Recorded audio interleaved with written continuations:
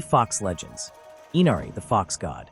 The fox takes an important place in Japanese legend, and the subject is of a far-reaching and complex kind. Inari was originally the god of rice, but in the 11th century, he became associated with the fox god, with attributes for good and evil, mostly for evil, so profuse and so manifold in their application that they cause no little confusion to the English reader. All foxes possess supernatural powers to an almost limitless degree. They have the power of infinite vision. They can hear everything and understand the secret thoughts of mankind generally. And in addition, they possess the power of transformation and of transmutation. The chief attribute of the bad fox is the power to delude human beings. And for this purpose, it will take the form of a beautiful woman, and many are the legends told in this connection. If the shadow of a fox woman chanced to fall upon water, only the fox, and not the fair woman, is revealed. It is said that if a dog sees a fox woman, the feminine form vanishes immediately, and the fox alone remains. Though the legends connected with the fox in Japan are usually associated with evil, Inari sometimes poses as a beneficent being, a being who can cure coughs and colds, bring wealth to the needy, and answer a woman's prayer for a child. Another kindly act on the part of Inari, which we might well have associated with Jizo, is to enable little boys and girls to bear with fortitude the troublesome performance of being shaved with a none too perfect razor, and also to help the little ones to go through the painful process of a hot bath, never less in Japan than 110 degrees Fahrenheit. Inari not infrequently rewards human beings for any act of kindness to a fox. Only a part of his reward, however, is real. At least one tempting coin is bound to turn very quickly into grass. The little good done by Inari, and we have tried to do him justice, is altogether weighed down by his countless evil actions, often of an extremely cruel nature, as will be seen later on. The subject of the fox in Japan has been aptly described by Lafcadio Hearn as ghostly zoology, and this cunning and malignant animal is certainly ghostly with a completeness far more horribly subtle than our own stock-in-trade ghost with luminous garment and clanking chain. Demoniacal Possession. Demoniacal possession is frequently said to be due to the evil influence of foxes. This form of possession is known as kitsuntsuki. The sufferer is usually a woman of the poorer classes, one who is highly sensitive and open to believe in all manner of superstitions. The question of demoniacal possession is still an unsolved problem, and the studies of Dr. Bales, of the Imperial University of Japan, seem to point to the fact that animal possession in human beings is a very real and terrible truth after all. He remarks that a fox usually enters a woman either through the breast or between the fingernails, and that the fox lives a separate life of its own, frequently speaking in a voice totally different from the human. The Death Stone. The Death Stone stands on Nasu's moor. Through winter snows and summer heat, the moss grows gray upon its sides, but the foul demon haunts it yet. Chill blows the blast, the owl's sad choir, hoots hoarsely through the moaning pines. Among the low chrysanthemums, the skulking fox, the jackal whines, as o'er the moor the autumn light declines. Translated by B. H. Chamberlain. The Buddhist priest Jeno, after much weary travel, came to the moor of Nasu, and was about to rest under the shadow of a great stone, when a spirit suddenly appeared, and said, "Rest not under this stone. This is the Death Stone. Men, birds, and beasts have perished by merely touching it." These mysterious and warning remarks naturally awakened Geno's curiosity, and he begged that the spirit would favor him with the story of the Death Stone. Thus the spirit began. Long ago there was a fair girl living at the Japanese court. She was so charming that she was called the Jewel Maiden.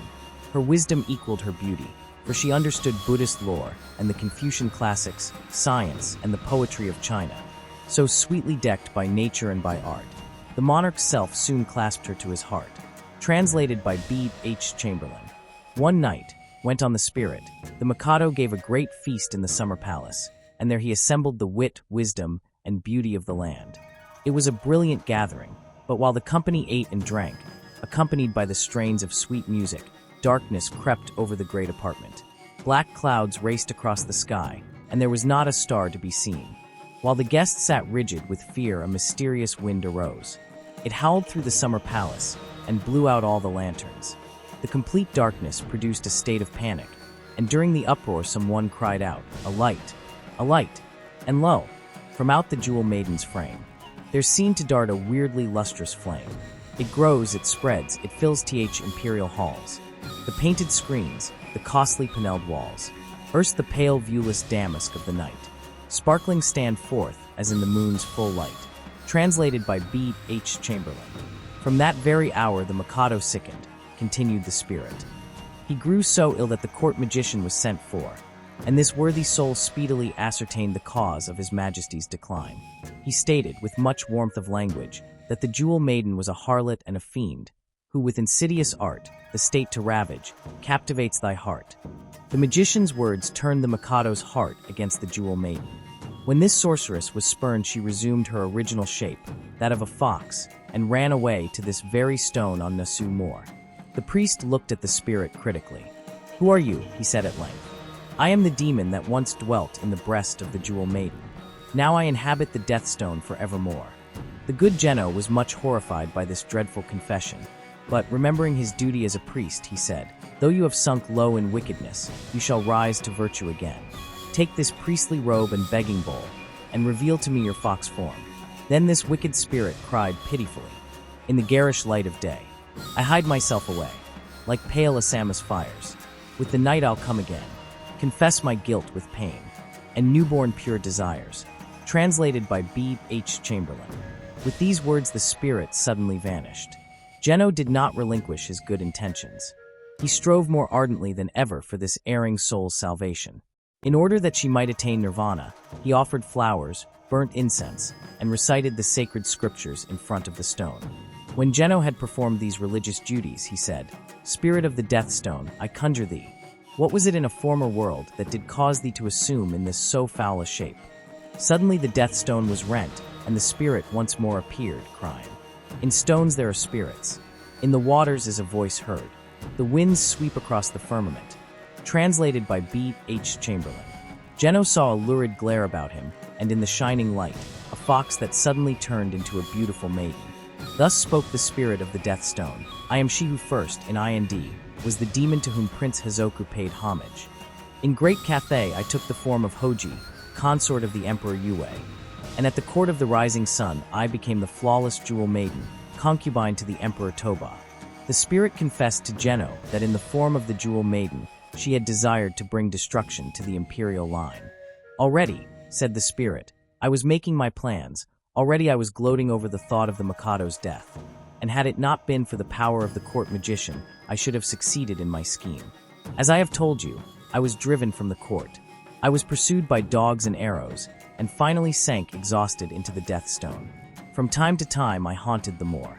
Now the Lord Buddha has had compassion upon me, and he has sent his priest to point out the way of true religion and to bring peace." The legend concludes with the following pious utterances poured forth by the now contrite spirit. "I swear, O man of God, I swear," she cries, "to thee whose blessing wafts me to the skies.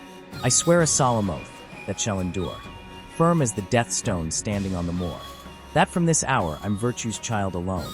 Thus spake the ghoul, and vanished neath the stone. Translated by B. H. Chamberlain. How Tokutaro was deluded by foxes. Tokutaro was a complete skeptic in regard to the magical power of foxes. His skepticism exasperated a number of his companions, who challenged him to go to Maki Moor. If nothing happened to him, Tokutaro was to receive, writes Abe B. Mitford, Lord Redesdale, in Tales of Old Japan, 5 measures of wine and 1,000 copper cash worth of fish. If, on the other hand, Tokutaro should suffer through the power of the foxes, he was to present a similar gift to his companions. Tokutaro jeeringly accepted the bet, and when night had come he set out for the Maki Moor. Tokutaro was determined to be very cute and very wary. On reaching his destination, he happened to meet a fox running through a bamboo grove. Immediately afterwards, he perceived the daughter of the headman of Upper Hurricane.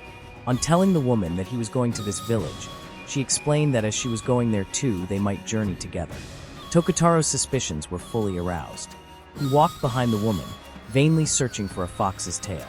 When they reached Upper Hurricane, the girl's parents came out, and were much surprised to see their daughter, who had married, and was living in another village.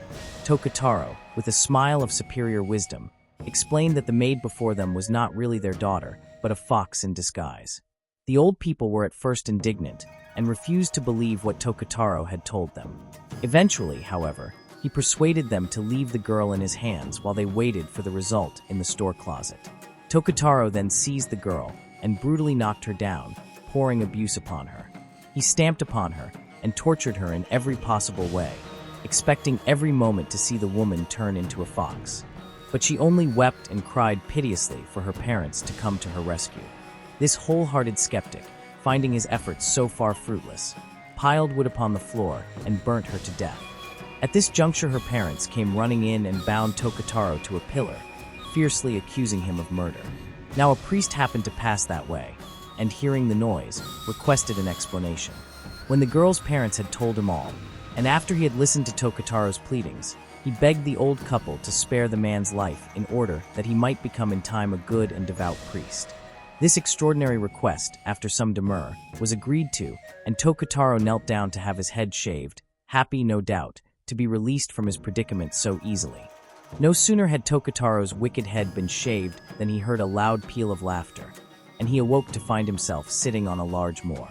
He instinctively raised his hand to his head, to discover that foxes had shaved him and he had lost his bet. A fox's gratitude. After the preceding gruesome legend describing the evil propensities of the fox, it is refreshing to come across one that was capable of considerable self-sacrifice. Now it happened on a certain spring day that two little boys were caught in the act of trying to catch a baby fox. The man who witnessed the performance possessed a kind heart, and on hearing that the boys were anxious to sell the cub, gave them half a boo. When the children had joyfully departed with the money, the man discovered that the little creature was wounded in the foot. He immediately applied a certain herb, and the pain speedily subsided. Perceiving at a short distance a number of old foxes watching him, he generously let the cub go, and it sprang with a bound to its parents and licked them profusely. Now this kind-hearted man had a son who was afflicted with a strange disease. A great physician at last prescribed the liver of a live fox as being the only remedy likely to effect a cure. When the boy's parents heard this, they were much distressed, and would only consent to accept a fox's liver from one who made it his business to hunt foxes. They finally commissioned a neighbor to obtain the liver, for which they promised to pay liberally.